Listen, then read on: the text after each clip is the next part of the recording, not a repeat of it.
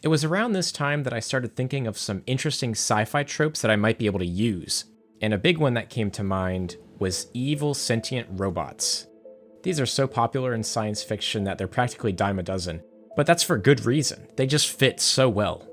When you die, I'm going to laminate your skeleton and pose you in the lobby. That way future generations can learn from you how not to have your unfortunate bone structure. I really wanted to add something like this, so I went ahead and made some art, but after that I struggled to really think of anything I could do with it. So I went back into Unity to mess around to see if anything presented itself to me. Sure enough, I found something called a 2D slider joint. This makes any rigid body with this component only move along a certain slider path.